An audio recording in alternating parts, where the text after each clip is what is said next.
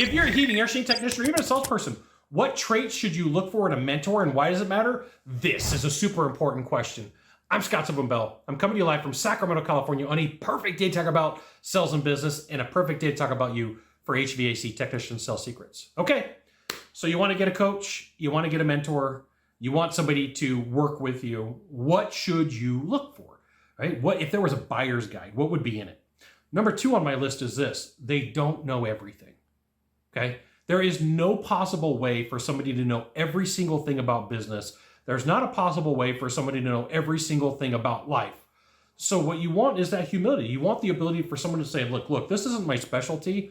This isn't my knowledge. This isn't my skill. It's really outside of what we discussed for you to hire me or to bring me on board. Like, we're talking about these things and you're talking about something all the way over here in left field.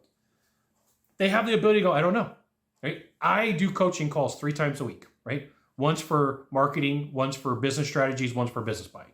And there's times where people ask me questions. They're like, Scott, what would you do in this situation? I'm like, I don't know.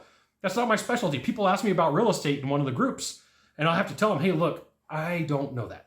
There's other people in a program that would be very well talented and very well skilled to answer your question, but that's not me. Like, I have boundaries. There's things that I do know. There's things that I don't know. And I always appreciate when I work with somebody and I'm paying them money and I go, hey, I got this question. It's kind of out here in left field. And they go, I don't know. Now, I will give you a caveat. Let's say that you hire somebody for sales coaching and sales training, and you ask them a sales coaching and sales training question. If they don't know the answer to that, that's a red flag that you probably shouldn't be working with them. That's a red flag where you're like, time out. I'm paying you to know this knowledge. Maybe you should be able to tell me. Because there's a lot of people out there that like, they go through a coaching credential program. They learn how to run the ads. They learn how to do stuff.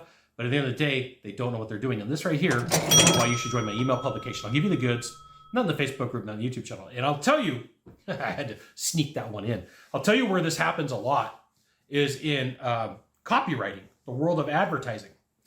So I'm in quite a few copywriting groups. And what will happen is somebody will jump into the group and they'll say, hey, I have a client that wants me to write them a video sales letter, a VSL, for the health space.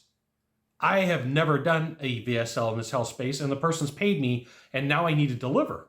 I'm like, oh, wait a minute. Like, okay, good for you for wanting to go out and build a business, but bad for you for making stuff up and saying you have the capabilities of doing it and having to go to the market and say, will you help me? Now, it's a different, completely other thing if it's a contractor model where somebody hires you and then you go out and you find the person that's going to fit. But like in a mentorship program, that's not how it works.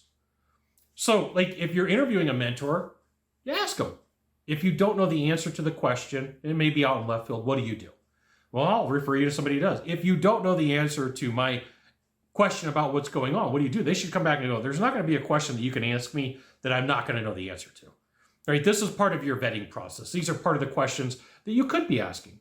How much skills do you have? Have you ever done this before? Do you have the talents and the capabilities to help me out? Are you truly the person that you say you are? Or are you just taking money for the sake of taking money?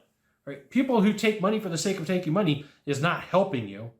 You should really be finding the person that's going to take you from here to here to here to here. And what that's going to take is their skills, their talents, their capabilities, their knowledge, and their ways to do it. If they don't have that, you should run. You got 1 of 3 things to do from here.